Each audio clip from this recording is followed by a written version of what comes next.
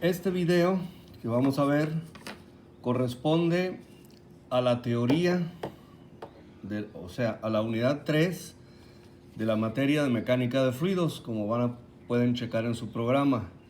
Y también corresponde a la teoría de la unidad 2 de los puntos 2.2 al 2.6 de la materia hidráulica básica. Bueno, pueden ir checando su programa. En ambas materias difiere en que uno es en mecánica de fluidos es la totalidad de la teoría de la unidad 3 y en hidráulica básica es gran parte de la teoría de la unidad 2. Pueden ahí, una vez que vayan pasando sus apuntes, ir checando con calma los temas. Bueno, vamos a ver aquí el segundo principio fundamental de la hidrostática, que es el principio de Steven. Ya habíamos visto el principio de Pascal. Bueno, el principio de Steven, ¿qué dice? La presión en el interior de un fluido en reposo no varía en el plano horizontal, solo lo hace en el eje vertical. Entonces, esta presión se refiere a la presión hidrostática, es decir, a la presión debida al peso propio del fluido, ¿sí? ¿Cómo se expresa este principio matemáticamente? Mediante la ecuación siguiente. La presión sería igual al peso específico por la altura. La presión hidrostática, obviamente. Ya sabemos que el peso específico es igual a la densidad por la gravedad, entonces se puede expresar en función del peso específico o en función de la densidad. Esta sería nuestra primera ecuación, ¿sí? Aquí viene lo que es cada cosa. P es la presión hidrostática, gamma el peso específico del fluido, ρ la densidad, G la aceleración de la gravedad y H la altura o carga de fluido.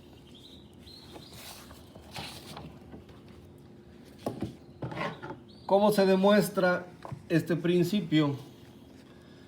Bueno, pues vamos a considerar que nosotros tenemos aquí un fluido. En este caso, para hacerlo más entendible, se tratará de un líquido. Aquí está su superficie libre.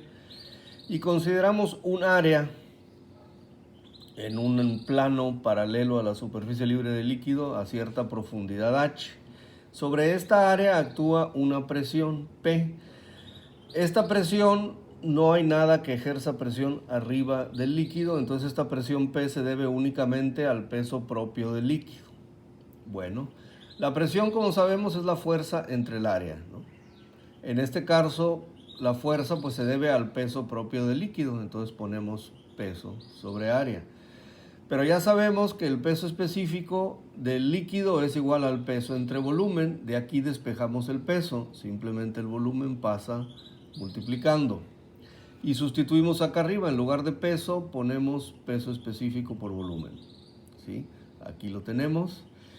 ¿Y qué volumen es? Pues es el volumen del líquido que está arriba, en forma vertical, sobre el área A. ¿Qué forma tiene este volumen? Bueno, aquí yo pinté un área circular, entonces el volumen tendrá una forma cilíndrica, pero de la forma que yo haya pintado el área, pues incluso cuadrada, rectangular, triangular, irregular, entonces lo que se forma sería un prisma, ¿sí? Y el volumen de cualquier prisma es el área de la base por la altura. Entonces el área se nos elimina, se hace 1 y nos queda peso específico por altura. Y entonces me viene quedando esta ecuación, ¿sí? Que es la que ya habíamos visto, la ecuación 3.1. ¿Sí? Una disculpa, aquí me equivoqué, no es la ecuación 1.3, es la ecuación 3.1. Siempre reviso los apuntes y a veces no me doy cuenta, como está ahorita, del pequeño error este. Bueno, así como me di cuenta, puede haber alguno que otro, y por eso quiero yo que revisen los apuntes, ¿sí? Bueno, vamos a ver otras presiones que son importantes de analizar. Nosotros vivimos en un planeta con atmósfera, entonces necesitamos saber qué es la presión atmosférica. Bueno, la presión atmosférica Pues es la presión debida al peso de los gases de la atmósfera, ¿sí? De acuerdo con esto, pues la presión atmosférica es una presión de tipo hidrostático. ¿Por qué? Porque es la presión debida al peso del fluido, que en este caso sería el aire.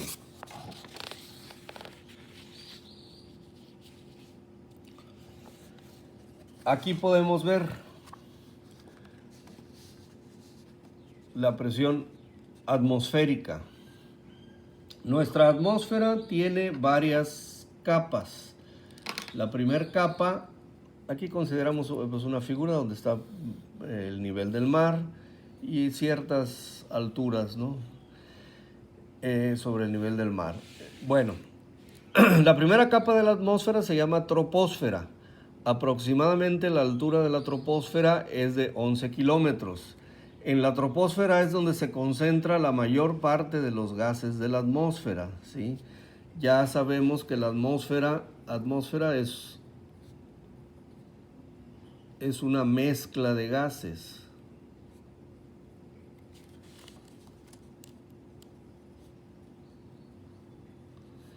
A esa mezcla de gases, ¿cómo le llamamos? Aire, ¿sí? La mezcla está formada principalmente por nitrógeno, alrededor de un 78%, oxígeno, un 21%, y el 1% son otros gases, CO2 o algunos gases raros, metano, etc. Muy bien. Pero la mayor parte de los gases se concentran en la primera capa. Después viene esta frontera que se llama tropopausa, que es la frontera entre la troposfera y la siguiente capa de la atmósfera, que se llama estratosfera.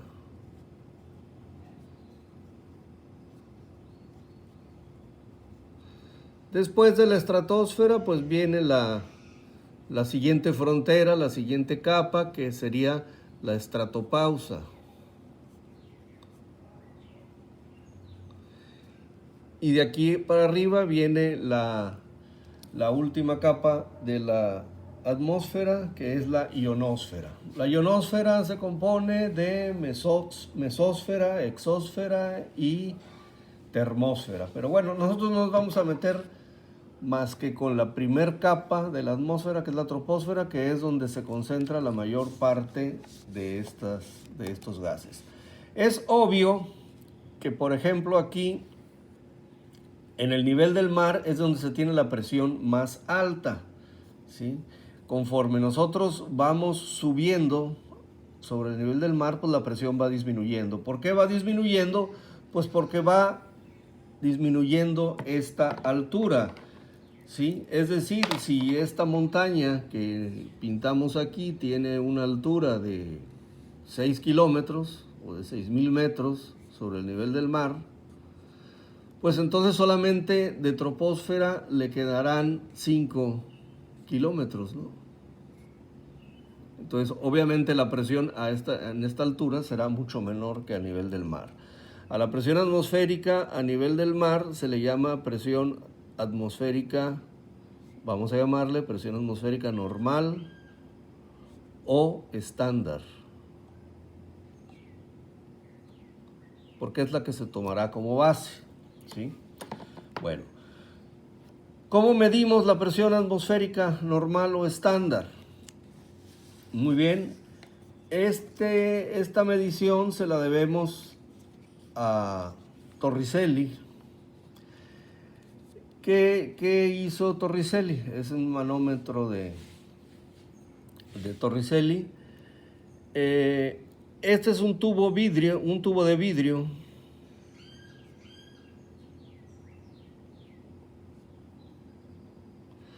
al cual se le llena con un metal pesado. En este caso se le llenó con mercurio.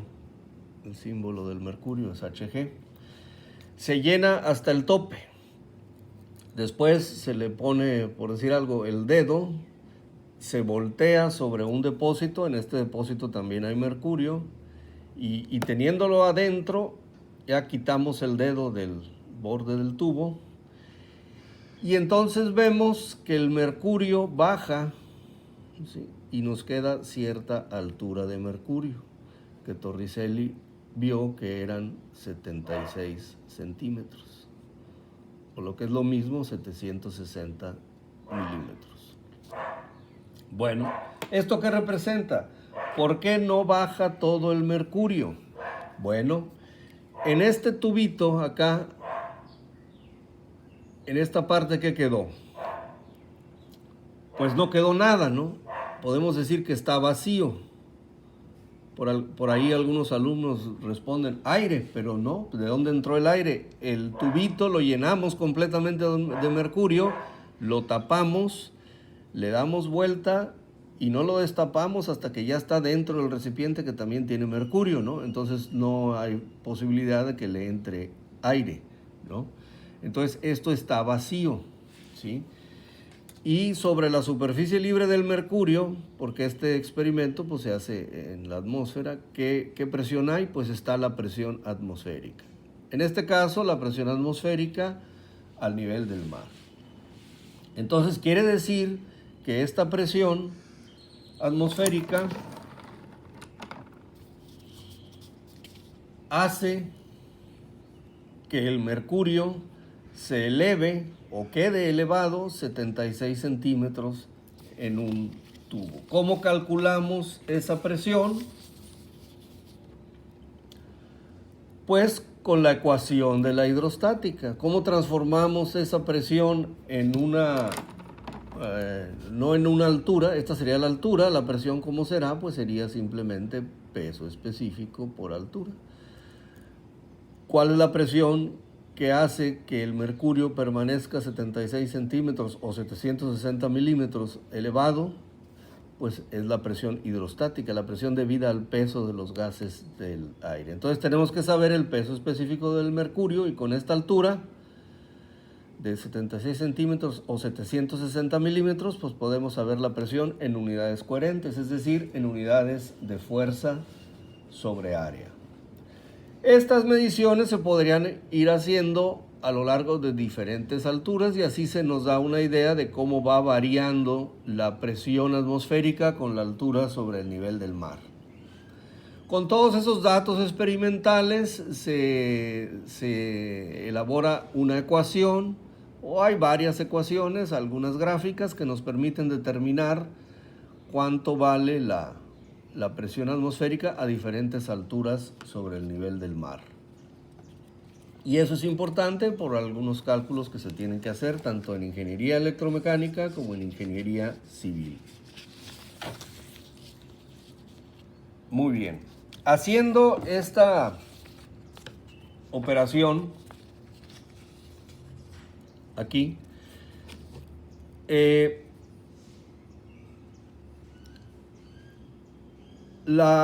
peso específico del mercurio es alrededor de 3.600 kilogramos por metro cúbico, ¿sí? La altura pues ya la tenemos aquí, entonces haciendo esta operación ya me da la presión atmosférica normal o estándar. Claro, no se hizo una sola medición, se hicieron muchas mediciones, ¿no? Entonces aplicando esta fórmula se logra obtener, como les decía, la presión atmosférica estándar. Aquí está, la presión atmosférica a nivel del mar se denomina presión atmosférica estándar. En el sistema internacional, haciendo esa operación, la presión atmosférica estándar me da 101.300 newtons por metro cuadrado, ¿sí? Ya sabemos que el newton por metro cuadrado es el pascal, ¿sí? En el sistema técnico, la presión atmosférica pues me da 10.330 kilogramos por centímetro cuadrado. Ya quedamos, o ya saben que un centímetro cuadrado o un metro cuadrado tiene 10.000 centímetros cuadrados, entonces sería 1.033 kilogramos por centímetro cuadrado. Y en el sistema inglés sería 14.7 libras por pulgada cuadrada. En el caso particular del sistema internacional existe otra unidad llamada bar.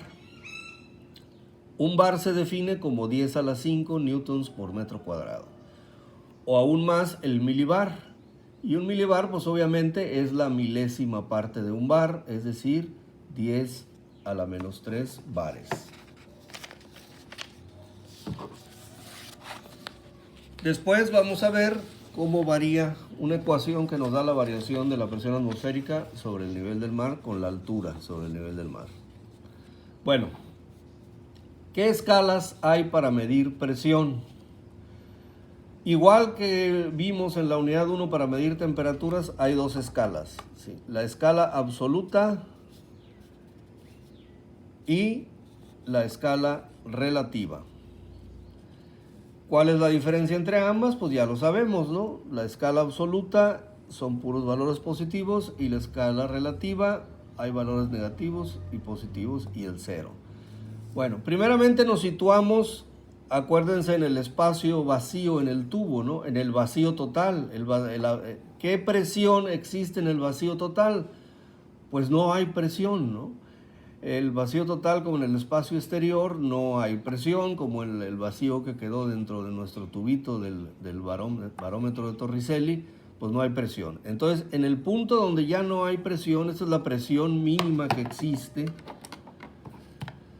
O sea, no puede haber una presión menor que la del vacío total. Entonces, en la escala absoluta, pues aquí ubicamos nuestro cero. Entonces, todas las presiones a partir de aquí hacia arriba serán positivas, desde 0 hasta el infinito. Y en la escala relativa, no, la escala relativa, precisamente por eso se llama relativa, porque el 0 se coloca en otro lado. ¿En dónde se coloca el 0? En el valor de la presión atmosférica local. Aquí colocamos el 0. ¿Por qué colocamos el 0 aquí? Como vamos a ver más adelante, porque es muy conveniente. Es decir, ya aquí en la Tierra, todas las presiones, todas las medidas de presión generalmente se hacen comparando la presión a la que está la tubería, o la presión a la que está el tanque, o la presión a la que está el dispositivo de que se trate, la comparan con la presión atmosférica local, que es la presión que actúa alrededor, ¿no? O en el lugar donde se efectúa la medición. Entonces, por eso es conveniente a la presión atmosférica local, que es esta altura de aquí para acá, en la escala relativa ponerle el 0, ¿sí? Muy bien. Entonces todos los valores de presión inferiores a la presión atmosférica local serán negativos hasta llegar aquí, ¿sí? Y serán positivos de aquí hacia arriba. Si yo quiero medir la presión de un punto A colocado aquí, bueno, depende en qué escala la mida. Las escalas simplemente quieren decir, o sea, se refieren a la posición del 0. Las unidades en lo que yo mido esta presión relativa o esta presión absoluta son las que yo quiera, dependiendo del sistema que esté utilizando. Entonces la presión del punto A, bueno, la puedo medir en la escala absoluta o en la escala relativa. En la escala absoluta será la distancia que hay desde el 0 correspondiente a la escala absoluta hasta el punto donde está el punto A, ¿no? Esta sería la presión absoluta de A. Obviamente, pues es positiva. La presión relativa de A, que así se llama, presión relativa, bueno, pues sería la distancia que hay del 0, ¿sí?, de la escala relativa al punto A. Esta sería la presión relativa, esta distancia, la presión relativa, ¿sí?, de A. Obviamente sería positiva. Si nosotros queremos medir igual la presión de un punto B, pero vamos a suponer que este punto B esté ubicado a una presión menor que la presión atmosférica local, aquí está. Si queremos medir la presión absoluta de B, pues sería la distancia que hay desde el 0 de la escala de la presión absoluta, ¿sí?, hasta el punto B. Obviamente sería un valor positivo. Pero si queremos medir la presión relativa del punto B, pues obviamente sería la distancia del 0 de la escala del punto B hasta donde está el punto B, sería la distancia que hay de aquí a aquí. Obviamente, como es debajo del 0, pues esta presión relativa del punto B sería negativa. Esto nos lleva, esta cuestión de escala, a una simple fórmula. En general, una presión absoluta es igual a la suma de la presión relativa más la presión atmosférica local. Aquí se ve, ¿no? Esta fórmula que sería nuestra segunda fórmula de esta unidad. Vamos a llamarle 3.2. ¿Sí? Si yo quiero sacar la presión absoluta de A, aquí, pues sería la suma de la presión atmosférica local, que es la distancia que hay de aquí a aquí, más la presión relativa de A, ¿sí? Que es lo que está aquí, la presión relativa más la presión atmosférica local. Si yo quiero saber la presión absoluta de B, pues sería el valor de la presión atmosférica local, que es la distancia que hay de aquí a aquí, más la presión relativa. Pero la presión relativa de B tiene signo negativo, entonces sería la presión atmosférica local menos esta presión, y me queda esta, que es la presión absoluta de B. Les decía que para medir la presión atmosférica sobre el nivel del mar, existe, por ejemplo, varias ecuaciones, varias gráficas, pero a nosotros la que vamos a usar aquí es una ecuación estandarizada, una ecuación ya probada, que se establece bajo ciertos principios matemáticos, como vamos a ver más adelante, que es la ecuación que nos da la variación de la presión atmosférica con la altura sobre el nivel del mar. Esta ecuación es válida solamente en la primera capa de la atmósfera, que se llama troposfera. Está avalada por la CINA. La CINA es la Comisión Internacional para la Navegación Aérea. La ecuación es la siguiente. Aquí nos da la relación de presiones. P es la presión atmosférica a la altura H sobre el nivel del mar. Y P0 es la presión atmosférica estándar, es decir, la presión al nivel del mar, cuando H vale 0. Este es igual a esta expresión, 288 menos 0.065 por H entre 288. Vamos a ver más adelante de dónde salieron estos valores. Elevado al exponente 5.258. ¿Qué requisitos se utilizan para aplicar esta ecuación? Que es válida en la primera capa de la atmósfera o es válida en la troposfera. Es decir, es válida cuando H vale desde 0 hasta 11.000 metros. Solamente se puede aplicar, se tiene que sustituir la H en metros. ¿Sí? Si tenemos la altura en pies, o en millas, o en kilómetros, hay que convertirla a metros. Después vamos a ver de dónde salió esta ecuación, ¿sí? Que para efectos de llevar cierto orden sería mi ecuación 3.3. Muy bien. Los aparatos para medir presión. Bueno, aquí nada más vamos a describir el principio de funcionamiento de estos aparatos. ¿Sí? Bueno, en general los aparatos para medir presión se llaman manómetros. Cada manómetro pues, puede recibir ciertos nombres particulares dependiendo del tipo de presión que mida, ¿sí? Por ejemplo, barómetros. ¿Los barómetros para qué sirven? Miden la presión atmosférica. ¿Sí? Los vacuómetros. Los vacuómetros miden lo que se llama presiones de vacío. ¿Qué quiere decir una presión de vacío? Una presión negativa, obviamente en la escala relativa, o sea, una presión menor que la atmosférica, simplemente. Hay manómetros diferenciales que miden diferencia de presión. ¿Sí? Hay baumanómetros, por ejemplo. ¿Los baumanómetros para qué sirven? Pues para medir la presión arterial. ¿Sí? Y así hay varios nombres, pero en general se llaman manómetros, ¿no? Por eso le pongo aquí, etcétera. ¿Sí? Uno de los manómetros más famosos, o el principio más famoso para medir la presión, es el denominado manómetro de Bourdon. Este manómetro, que se ve desde afuera así, es una un dispositivo así donde hay una escala circular y aquí hay una aguja que marca la presión. Este manómetro se conecta físicamente a lo que le queramos medir la presión. Puede ser una tubería, puede ser un tanque, etc. Hay manómetros de este tipo para medir la presión del aire en las llantas también, ¿no? Muy bien, se conecta y el fluido, el aire o el líquido de que se trate, entra. ¿Cómo está constituido por dentro este manómetro? Bueno, aquí está la presión del fluido, de la llanta, del tanque, de lo que sea, ¿no? El fluido entra, sea líquido o gas, entra por un tubo hueco, este tubo hueco se llama tubo de Bourdon. Entonces la presión tiende a hacer que este tubo, pues mientras más grande la presión, el tubo tiende a enderezarse.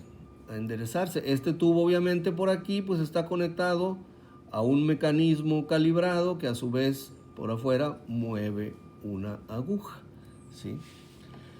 La función del tubo de Bourdon, valiendo la comparación, es algo similar a lo que todos ustedes conocen en las fiestas de niños o a veces no tan niños, de un dispositivo o un juguete que se llama espantasuegras. A un espantasuegras es un papel doblado, si ustedes le soplan, se endereza, ¿sí? Bueno, igual aquí, claro, aquí no es como un espantasuegras, no se va a enderezar completamente, pero sí se deforma lo suficiente para que a través de un mecanismo calibrado mueva por la parte exterior una aguja y marque la presión.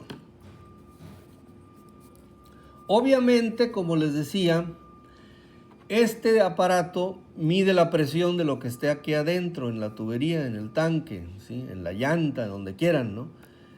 Pero esa presión la compara ¿con qué? Pues con la presión que hay afuera de este tubito, de este espantasuegras, ¿no? ¿Y cuál presión hay afuera? Pues la presión que hay afuera, obviamente, es la presión atmosférica local, la presión donde se está efectuando la medición. Por eso les decía que es muy conveniente para medir presiones en la escala relativa tomar como cero el valor de la presión atmosférica, porque la mayoría de las mediciones de presión se hacen midiendo la presión de lo que se quiera medir con respecto a la presión que está afuera, que sería la presión atmosférica.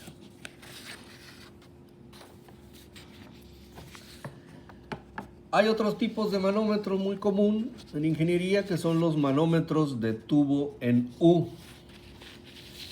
Estos manómetros simplemente son, pues eso, ¿no? Tubos en U, donde acá abajo hay un líquido, ¿sí? Que dependiendo de la presión que se vaya a medir, puede ser un aceite o puede ser incluso un metal como el mercurio, ¿no? Este líquido que está en la parte más baja del tubo se llama líquido manométrico.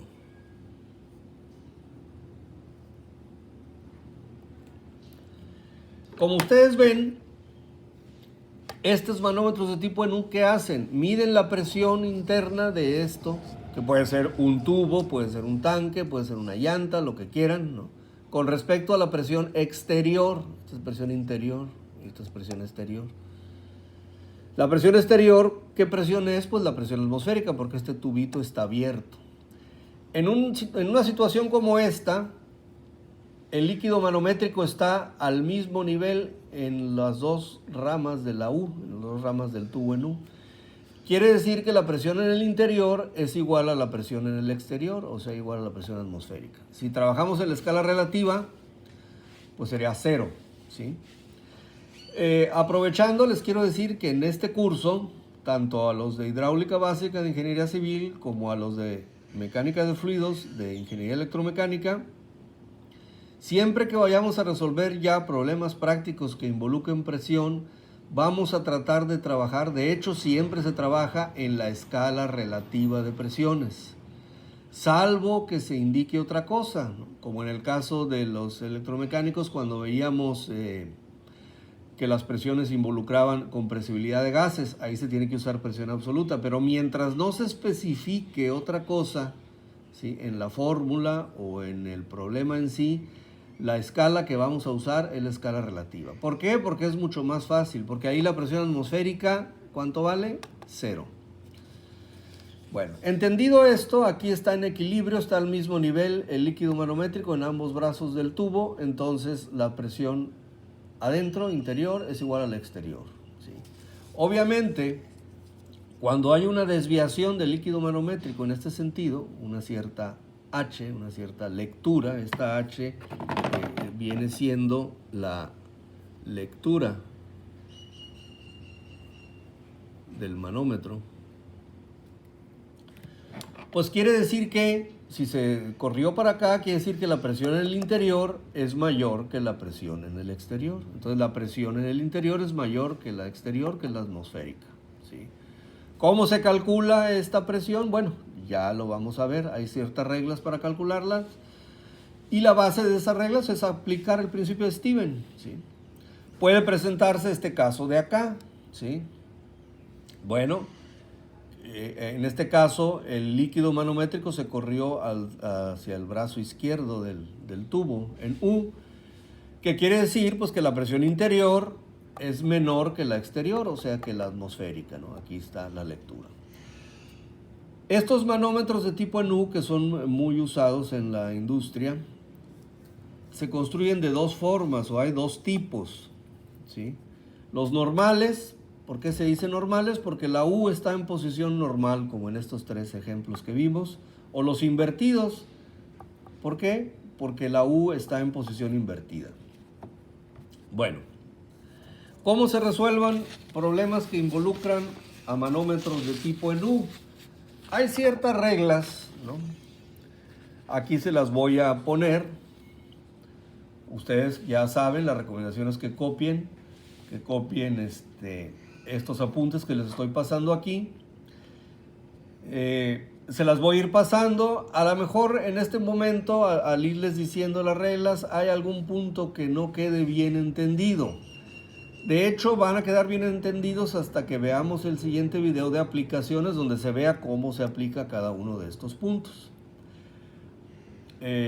Por eso les recomiendo escribirla, y en el momento que suba yo y que les explique el video de aplicaciones, cuando veamos problemas para resolver problemas que involucren manómetros en tubo en U, pues tengan a la mano este procedimiento para que vayan checando lo que yo voy haciendo en el problema con este procedimiento, ¿sí? Para que vean que si ustedes siguen este procedimiento, es muy fácil la resolución de esos problemas.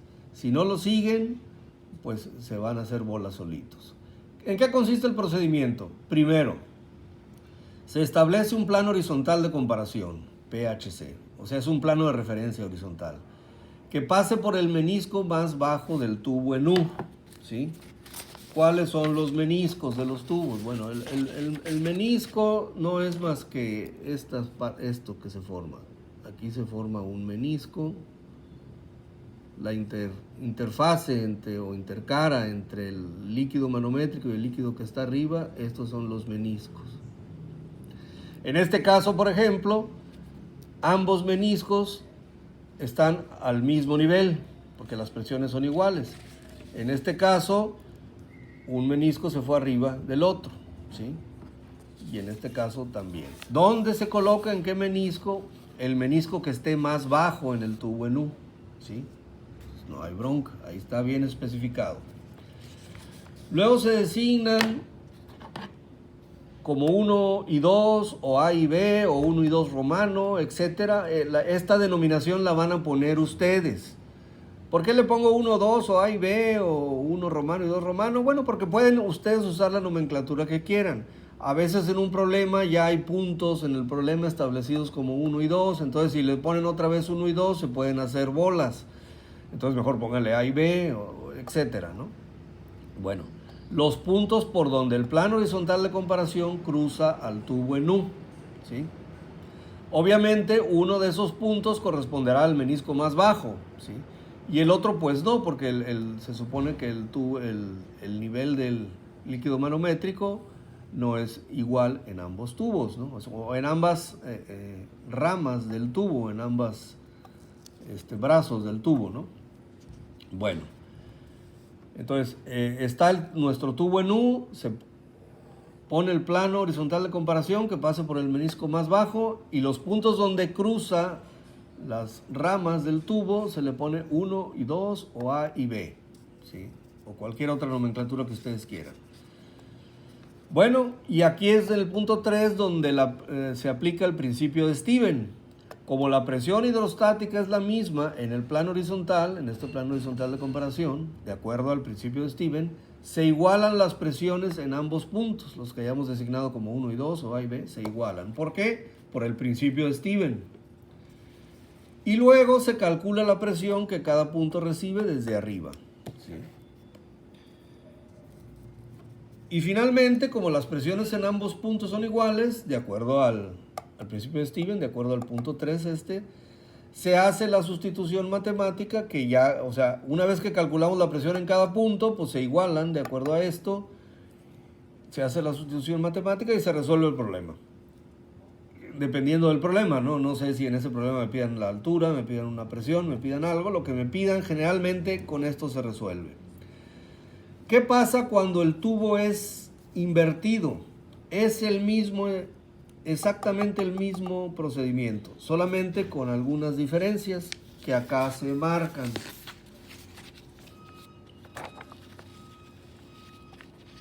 El punto 1 es igual, solo que el plano horizontal de comparación debe pasar por el menisco más alto. Esa es la única diferencia. Ahora no es por el más bajo, es por el más alto. El punto 2 exactamente igual. El punto 3 igual. El punto 4 igual, solo que se calcula la presión que cada punto recibe desde abajo. Cuando la U es normal, se ve la presión que el punto recibe de arriba, y cuando la U es invertida, se calcula la presión que cada punto recibe de abajo. Y el punto 5 igual. Bueno, esto les sugiero que lo copien y lo tengan a la mano cuando yo les ponga el video de aplicaciones, cuando hagamos problemas de este tipo, para que vean que es muy sencillo. Siguiendo estas recomendaciones es muy difícil que cometan algún error. Porque la ecuación que van a usar básicamente es la ecuación del principio de Stevens, peso específico por altura, simplemente. Entonces no debe de haber mucho problema. Me han tocado en los cursos que he dado, tanto para ingeniería civil como para ingeniería electromecánica, que luego llegan alumnos en algún examen y me preguntan, oiga, aquí, ¿cómo le hago? Aquí, ¿qué esta presión cuánto vale? O esto. A ver, ¿dónde está su plano horizontal de comparación? Y luego me dicen, ¿qué? ¿Cómo?